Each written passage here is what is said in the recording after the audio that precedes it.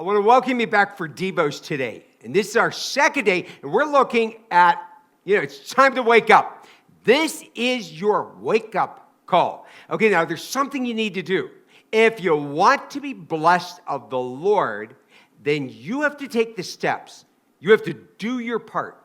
So open up the doors of blessings, of answered prayers, and getting things done which you want to get done. Now, look with me here in Ephesians chapter 4 verse 28. Let the thief no longer steal, talking about people on the earth, but let him rather labor in doing honest work with his own hands, so that he may have something to share with anyone in need. Now, the first thing I want to say about this, I want to talk about your kids there. You want to teach your children how to work. They ought to have chores.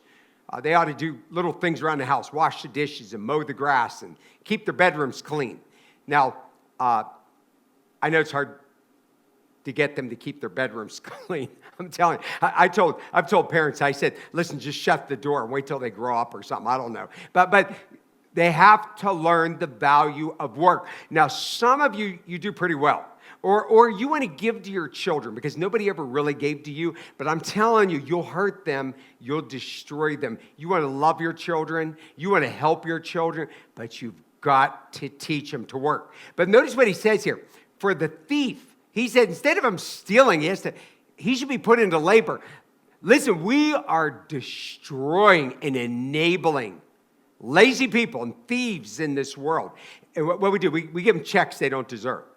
We give them free housing. And don't get me wrong, I am all for helping people at a certain phase of their life, but they can't stay there. But they saw Mama and Papa doing this, and they're doing this, and they're teaching their children to do this. So that's a form of stealing. They're just stealing from society and making everybody else pay their bills. Then they turn around and they become thieves. Listen, we want to teach those who steal to work. If you want to be blessed, you've got to learn to work. And as I said before, your dream, your goals, your plans, they're not going to work unless you are willing to work. Work is an important thing. When people sit back, kick up their feet, lay around, I'm to tell you right now, my kids will tell you, they never came home one day and found Dad laying on the couch and I'm watching TV, sitting in some recliner, falling asleep. Okay, so I'm bizarre. And I'm telling you, I know I'm bizarre, but I'm telling you, I'd rather die with my boots on. I would rather burn out than rust out because of all the good things which you could do for God while you're still here. Now look at Proverbs chapter 13, verse 4. It says, the soul of the sluggard, the lazy person, it craves and it gets nothing. Notice here, do you know why they constantly crave? Because they have nothing going on. I mean this. They have a lot of time on their hands. They just want things. But notice here, while the soul of the diligent, that's a hard worker, like many of you are, that's why some of you are up early in the morning listening to this, is richly supplied. Now, you may say to yourself, wow, I don't need this devotion because you are a really hard worker and a hard worker for the Lord. Listen, I want to encourage you through this devotion just to keep doing the right thing. Keep on fire for the Lord. Keep on serving. Keep on working.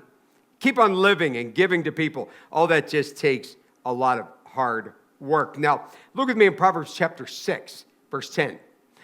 Again, talk about lazy people. They have a little bit of sleep. There's a little slumber, a little folding of the hands to rest, and poverty will come upon you like a robber, wanted like an armed man. Again, that the robbers will come in and they're going to get you. I mean, because you're not prepared. Because there's one thing that goes together. People that are lazy, people that don't want to work are usually super irresponsible. You know what I've learned as a pastor? The people that do the most for the Lord are the busiest people I know, and God bless them.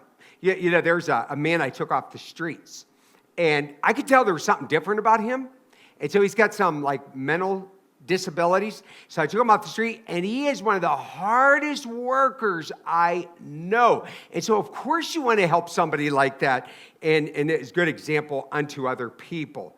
And listen, you want to be blessed? Goes along with this story. You went into the woods and you saw two paths. And if you take the path least used, least taken, because you can see there's work on that path, you will be blessed. So get busy and get to work.